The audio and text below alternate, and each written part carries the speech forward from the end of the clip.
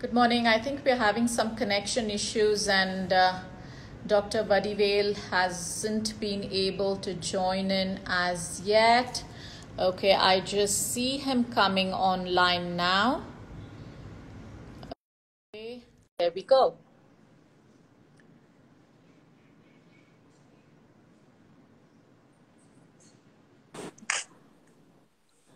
So, good morning, Dr. Vadivel. Are you able to see me?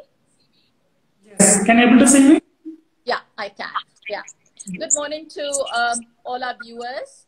I'm Kavita, Prakash, founder and principal instructor at Pilates for Wellbeing here in Bangalore.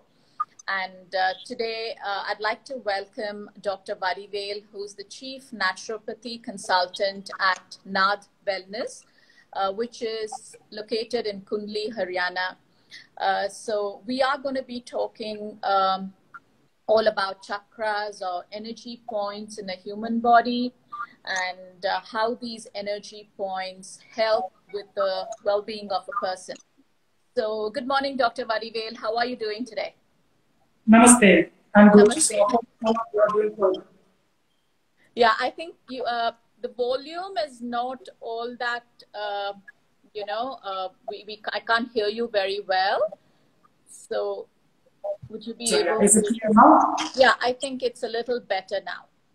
Yeah. Okay. So welcome to our live chat today. Let's get going. I know we've just maybe connectivity issues. We have dialed in a little late.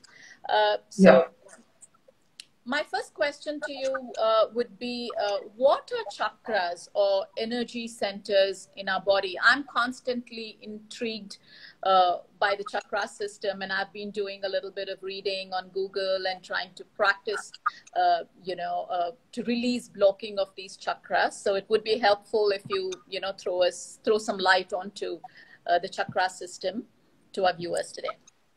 Definitely. So there is a two aspects we need to understand. All of you are aware very well there is a chakras in our body. It has an energy centers.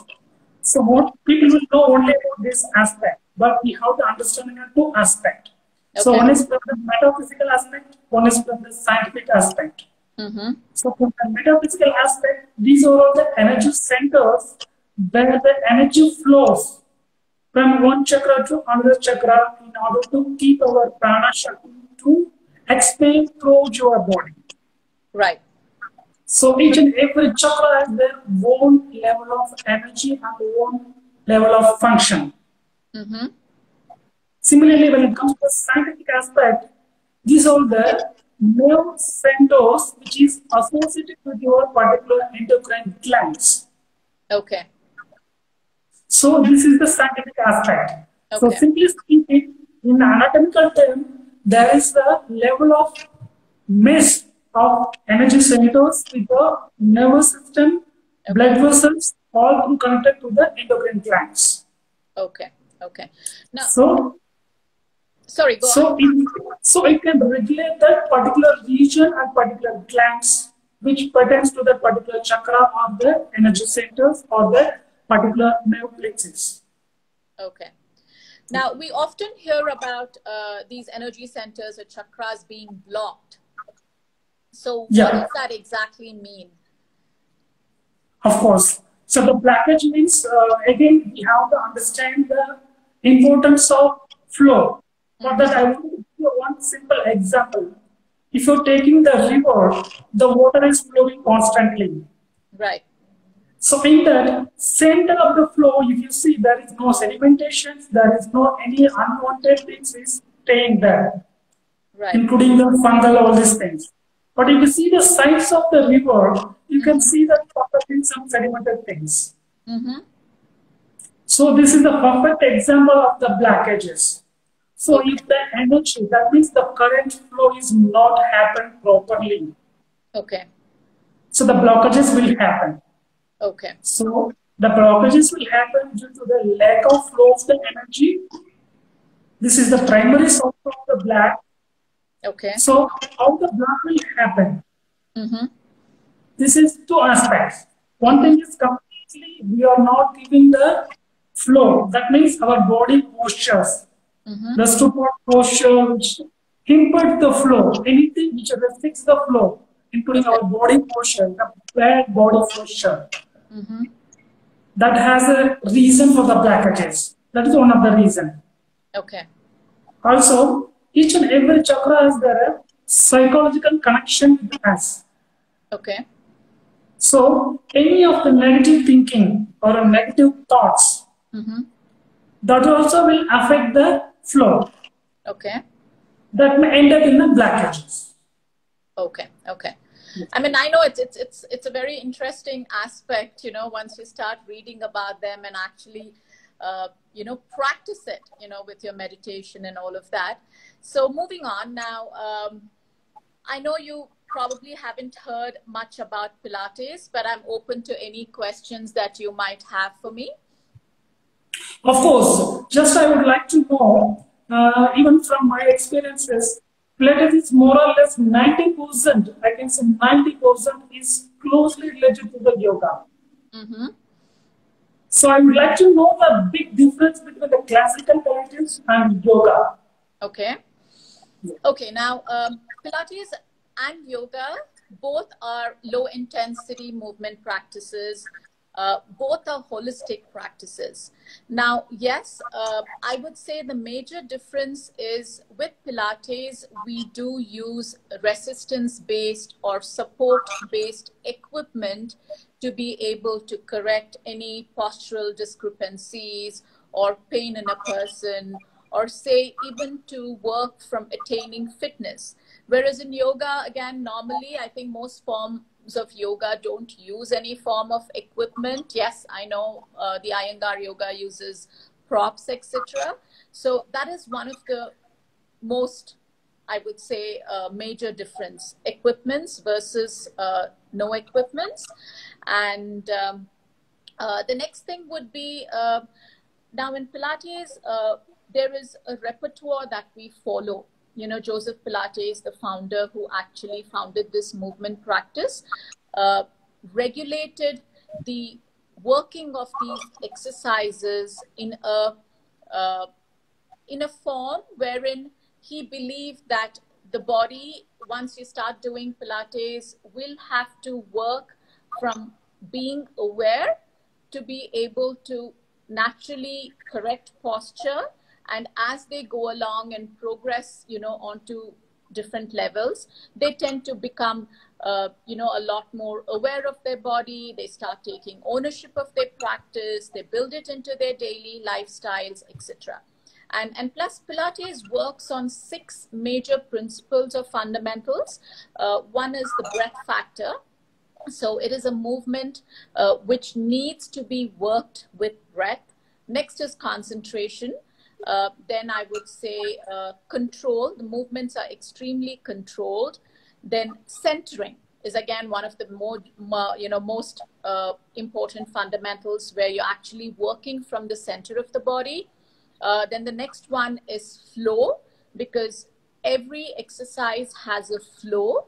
And then lastly, precision. It is done with a lot of precision. So we constitute all of these fundamentals in a Pilates, you know, practice. So does that answer your question? Interesting. Okay. I do understand a lot of clients are coming for an injury rehabilitation to you, to your center. Yeah. So I would like to know what sort of injuries you are handling. Okay. So again, Pilates, when Pilates was founded in the early 1900s, it was during the World War that Joseph Pilates started rehabilitating prisoners of war. So that is how the whole rehabilitative practice came into being. And thereon, you know, the fitness side of it caught on years later. So talking about, you know, the rehabilitative injuries, anything to do with the spinal injuries or any misalignments in the spine can be addressed with Pilates, you know, be it cervical issues or postural issues or anything to do with, you know, lumbar issues as well. People could have gone through any form of disc injuries or degenerative discs or you know, even surgeries for that matter, because normally when people go through surgeries, the first step for them towards recuperation is going to a PT, a physical therapist, to do physiotherapy. And the next aspect would be for them to start practicing Pilates, because it actually helps people get stronger and eventually prevents injuries as well.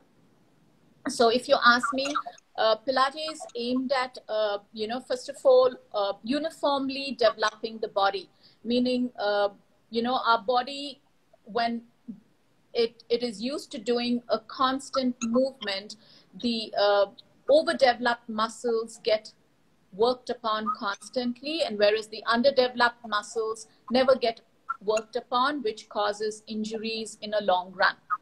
So first of all, it works on uniformly developing the body, works on correcting posture.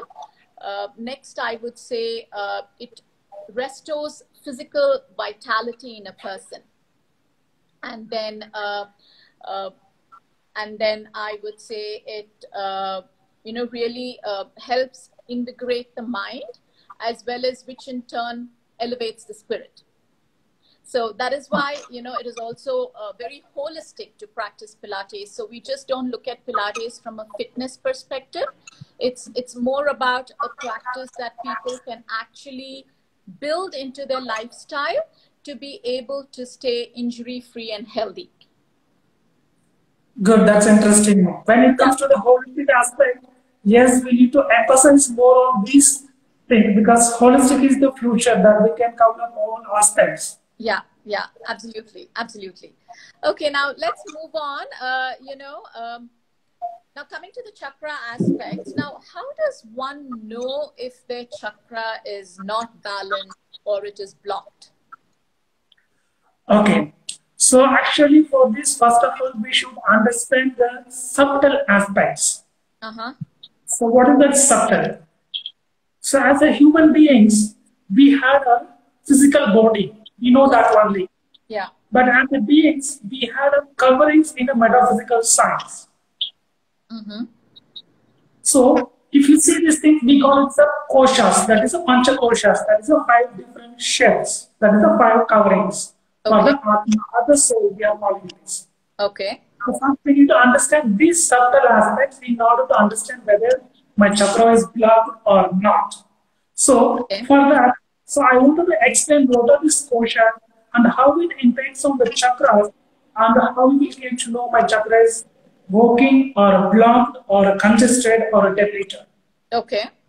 So in the terms, what is the pancha koshas? Annamaya kosha, that is the physical body, this anatomical body, what we call is the sharira. Okay.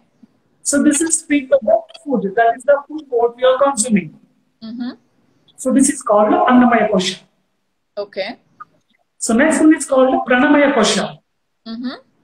That means the energy level which comes through the breathing or the air which you inhale. We call it the prana shakti or a life force.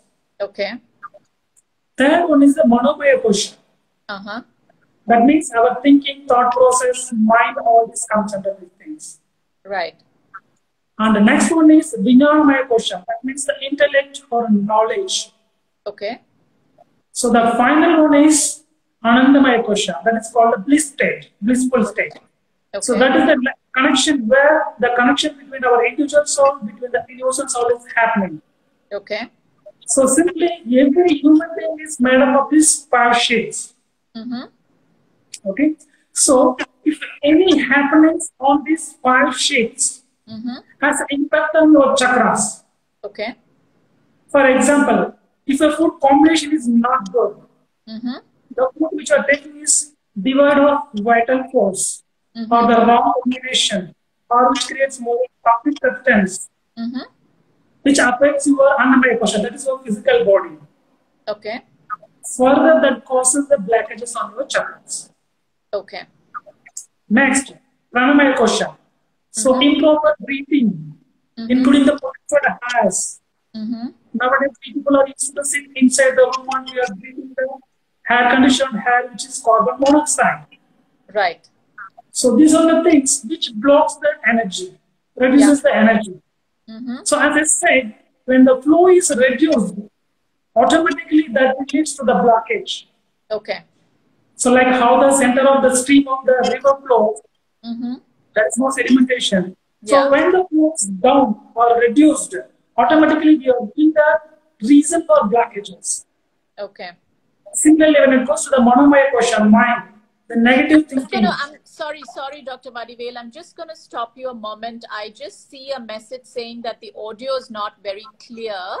So do you think you can, have your phone a little closer? Maybe I think our viewers are not able to listen to you very clearly.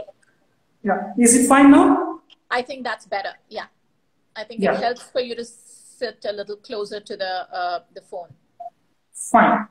Okay. So, in that times, do I need to begin from the beginning or should I continue from here? No, I think you can continue from where we left off. Yeah.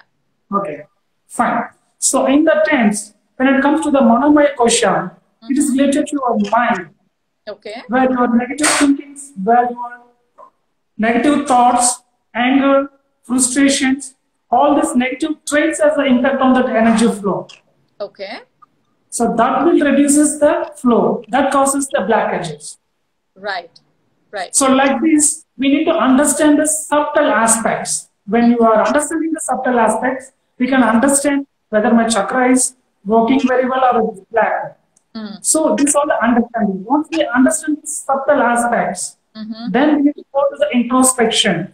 Okay. If any injury or a pain which happened for you without any reason, you could not able to find any anatomical reason or a cause, or you could not able to give any scientific reason, you can charge or you can analyze it to here one of the blockages or low energy in the chakras.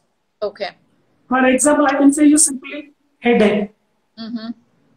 For the headache, there could not be a unexplainable reason sometimes. Yeah. For that might be your stress or a lot of thinking, negative traits that could be ended in the stress. Yeah. So like that, we need to understand how the blockage is happening. For that, first we need an introspection. Okay. Yeah. And how does, I know people always talk about, having their chakra blockages cleared. Does one have to do these chakra, clearing meditation, or does one need to go to a therapist to be able to, figure out if their chakras are indeed blocked, or in case it's blocked, how do they actually clear them?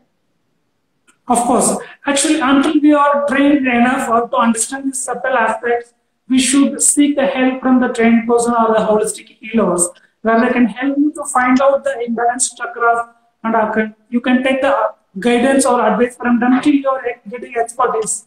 Right. Okay. So you suggest it's better one consults a practitioner, because I know there are a lot of meditation techniques that one can find online to be able to clear these blockages, but I'm not sure how effective it is. Of course, every individual has their own level of blockages and own level of traits. So that it is important we need to consult the experts so they can give the right direction rather than going to the different directions that will scatter our energy. Okay. Now, I know we're just going to deviate a little bit. I see one of our viewers who's just come up with a question saying pranic healing, and does it help? Is that something that you would like to talk about, Dr. Vadivel? Of course, pranic healing has a lot of impact on your chakras that will work on your electromagnetic waves. In fact, our body is constantly emitting the electromagnetic waves from our nervous system that we call as a prana shakti. So everyone can feel that energy if they can able to understand these subtle levels. Okay. So cleaning the chakras with the whitening, avoid the negative energies, and re-energizing the chakras with the positive things will be helpful to work on your chakras. Okay. Yeah. Great. I mean, that's definitely very, very informative. So any other questions that you have? I know we have to keep a bit of a track of the time, and, we need to kind of give our viewers about 10 minutes or so to answer their questions. But would you have any questions for me? Of course, I do have received a couple of questions. One person has asked how the bija mantras affects our chakras. Okay. So if you see every chakra has their own bija mantras. You can see from this screen, we can see this Bija mantras. It is there. So that Bija mantras, each and every chakra has their own Bija mantras. If you take the Muladhara chakra, it's a lam. Swadhisthana chakra, it is vam. And Amula chakra, it is ram, yam. So that, like this, each and every chakra has their own Bija mantras. Okay. So every mantra has their own vibration. Okay. Of course, the universe is made of Om vibration. If you are taking the collective vibrations, it comes as a Om. Okay. So like this in our physical body, the Bija mantra is completely syncing and aligning with the natural flow of energy and the breathing. Okay. So when we are doing the chanting of the Bija mantra, will vibrate or stimulate that particular chakra. Okay. So we need to do the Bija mantra chantings in order to keep the flow freely. Okay. Okay, yeah. Great. I hope our viewer who asked us this question got her answer. Okay, let's move on. So any more questions for me from a Pilates perspective, Dr. Vadivel? Of course, just I would like to know the usage of ropes and, floor Pilates, how it is different. Okay. Now, as I mentioned to you, when we use props as well as equipments in Pilates, now this is basically to support a movement, because sometimes, not sometimes, but very often we see that a human body might not be actually be able to perform a certain movement or exercise without support and resistance. So these equipments are not motorized.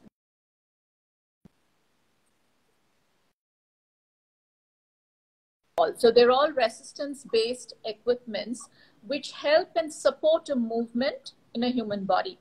So having said that, in Pilates, in classical Pilates, we use both equipments as well as, our own body weight while working on the mat, because we need to have an equal balance working with equipments as well as mat work, because we don't want the body to get over-reliant to work only with equipments or over-reliant working only with mat work. So that is the difference, and those are the benefits that one gets working with both equipment as well as mat. Fine. Being a doctor, I want to know more about how the people of diabetes, hypertension or PCOD, the Pilates will be helpful. How much it is helpful? Okay, so if you ask me how it helps like diabetes or any other chronic conditions, now Pilates as a movement practice promotes cardiovascular activity, which is very important in maintaining balance of any chronic condition. So I wouldn't say that it will completely cure these conditions, but it will definitely help overcome and manage these conditions better, because again, the breathing facility helps in a lot of issues by itself in a human body, because most of us, don't breathe to a maximum capacity, don't make use of our lungs to the maximum. And that is why I think most people tend to get like heavily stressed. Now, if you see, the modern lifestyle, wherein people underwork physically and they tend to overwork mentally, causing a lot of, stress issues. And that's where Pilates comes into place, because it's such a mindful practice that it gives a person a direction, to be able to take on those benefits, both mentally and physically, thereby keeping such chronic conditions at bay. And, if I may tell you that Joseph Pilates, has this very popular quote which says that physical fitness is the first requisite to happiness.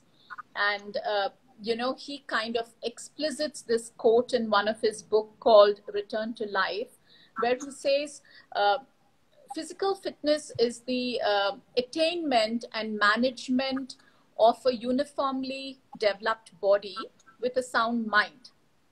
And that in turn helps, manage all your daily tasks naturally, easily, and satisfactorily, which then leads on to spontaneous zest and pleasure in a human body. Fine. So does that make sense?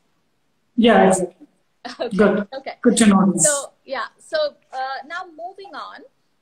Now, do you believe as a practitioner that pain in a human body can have psychosomatic causes, like most often, and that's something that I'm also a firm believer that sometimes, we get clients who complain of backache or neck issues or shoulder issues, and there is no explainable cause as to why they have these issues.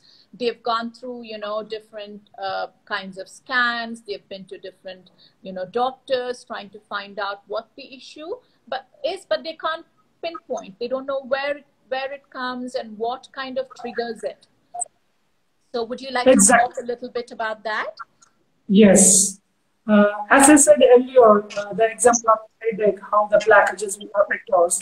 Yeah. For this kind of unexplainable pains, there could be a reason behind the chakras. So for that, we need to understand where the pain is coming, what is the root cause.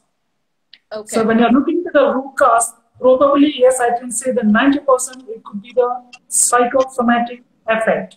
So what is the psychosomatic effect? As I already explained, each and every chakra has their own psychology. Yeah.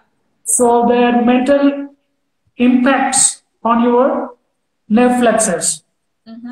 So over the period of time, what is the accumulated insight, the accumulated negative traits, is erupt as the imbalance. So this imbalance will come as a pain, depends on the chakra which affects you.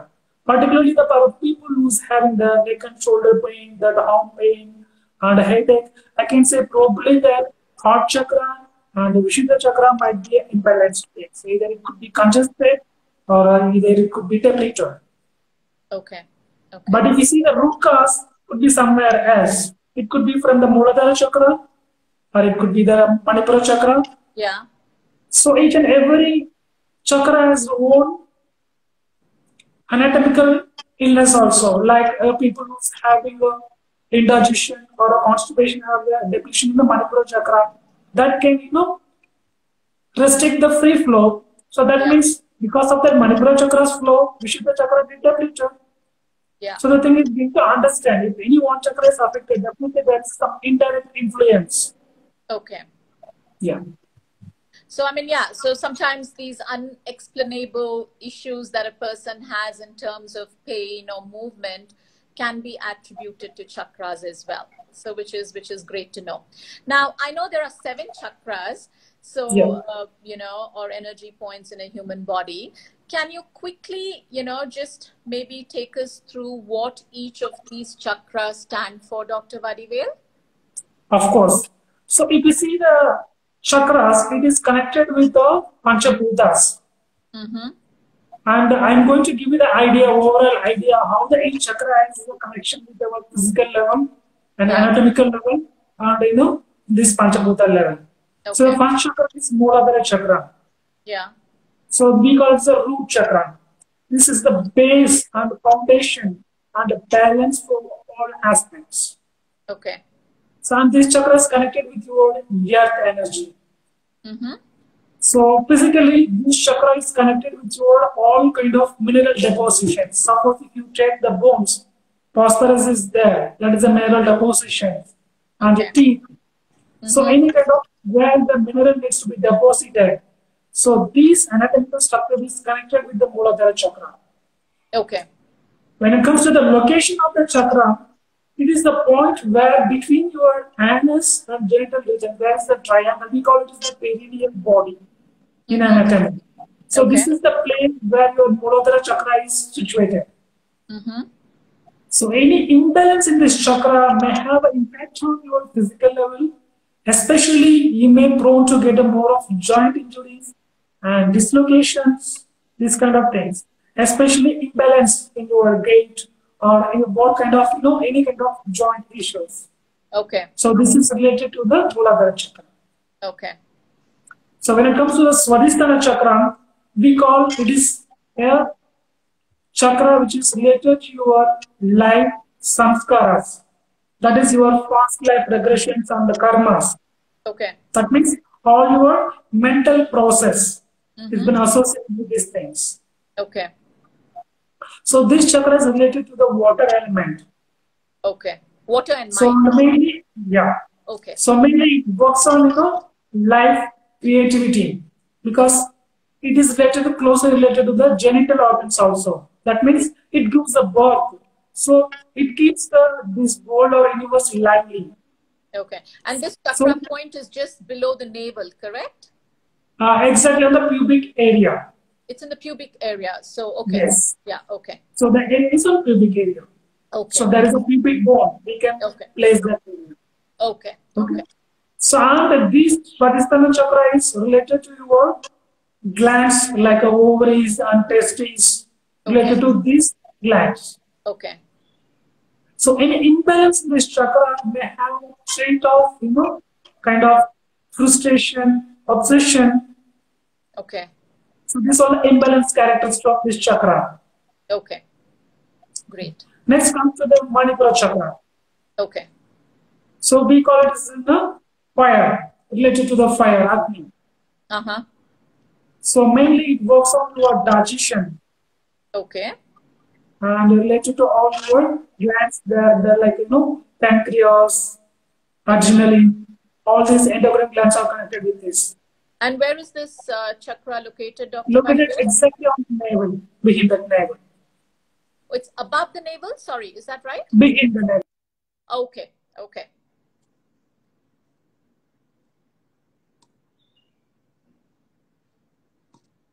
I'm sorry, I think we're having some connectivity issues. Let's just wait for Dr. Vadivel to join in.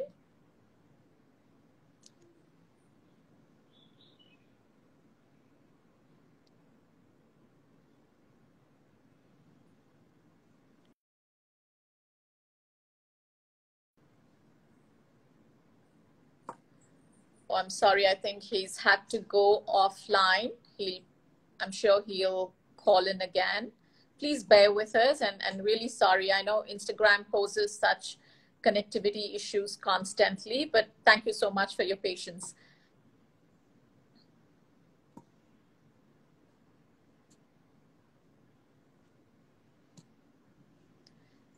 Yeah, I think he's just called in.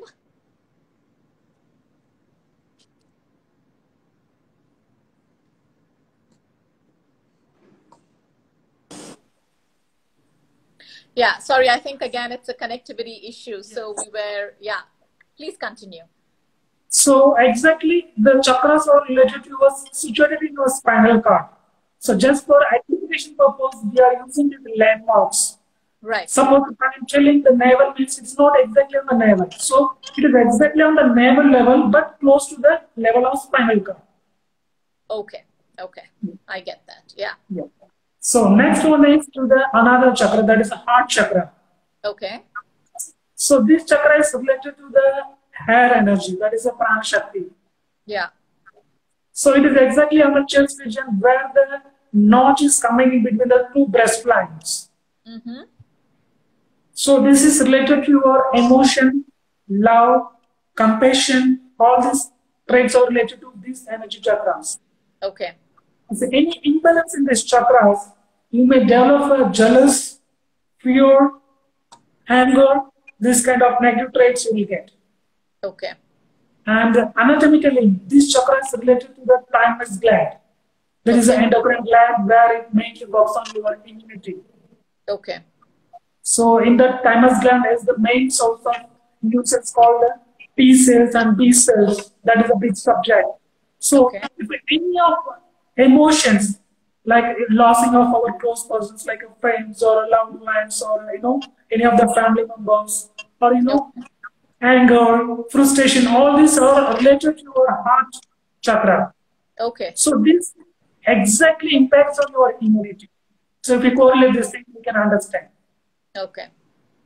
So next comes to the Vishuddha chakra. This is on your throat, exactly on the throat pit. If you can see these things, there is the pit, you can feel this. Yeah. So, yeah, this chakra is related to the Akash energy, that is the sky. Okay. So, unbounded emotions and your intellect and intelligence is related to this chakra. Okay. And anatomically, this chakra is related to your thyroid gland.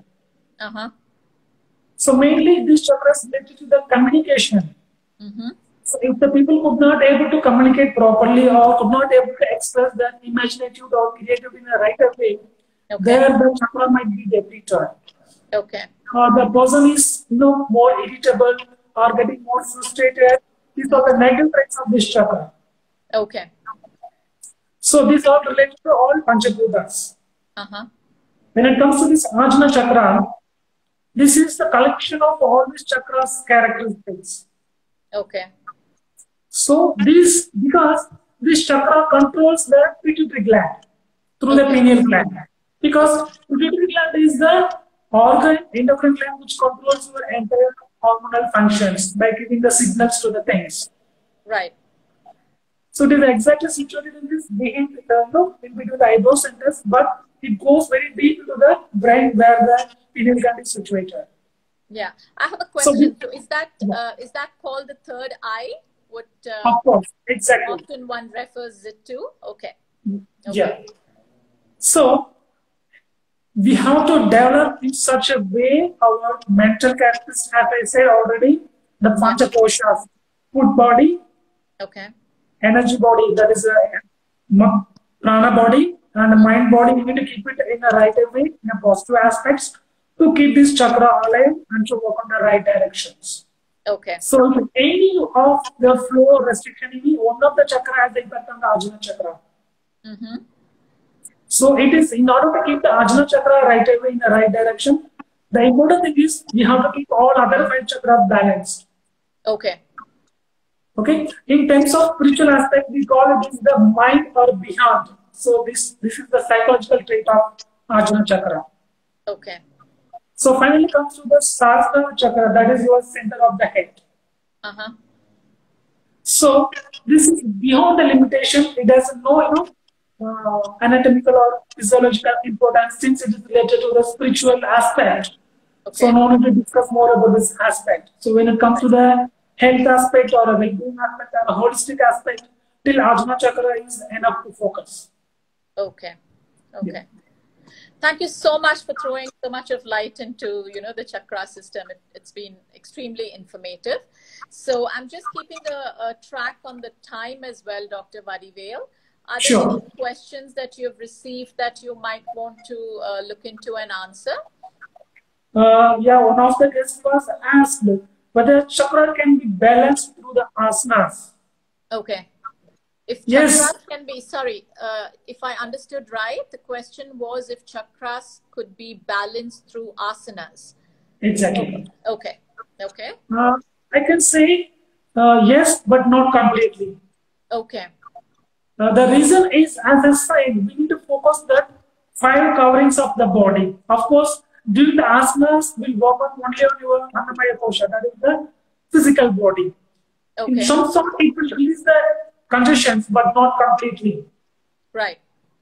So the answer is, yeah, it will be helpful, but not 100%. If you wanted to release the 100% blockages, you need to work on all aspects.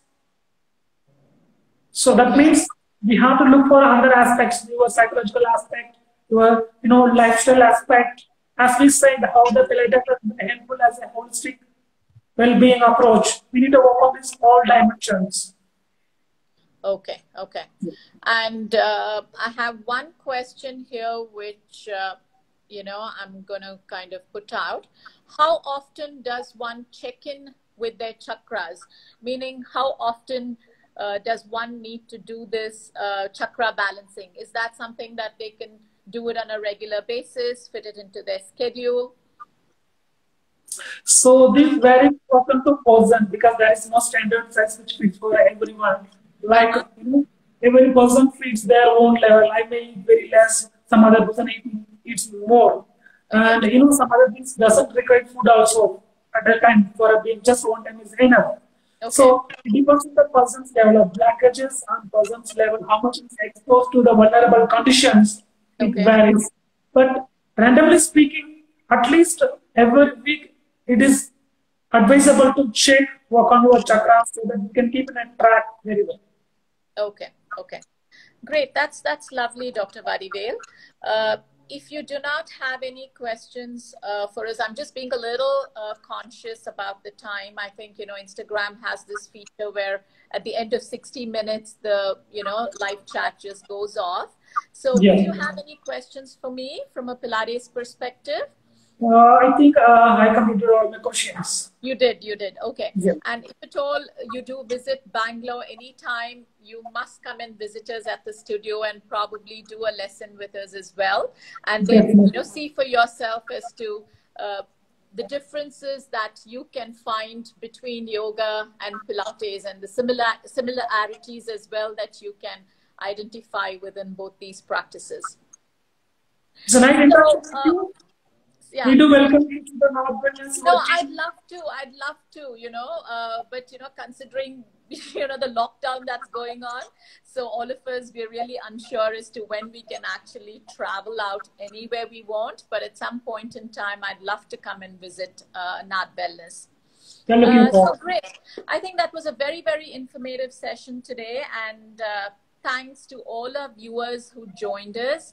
There is a chakra meditation, which is also available for you all to view on the Naad Wellness website. So kindly go and look it up and see if that really helps you. Or again, if it comes to chakra balancing, you can always speak to any available healer and see how it works for you. And when it comes to Pilates, you know where to find us. We are in Bangalore, 2 studios, one in Indranagar and one in Level Road.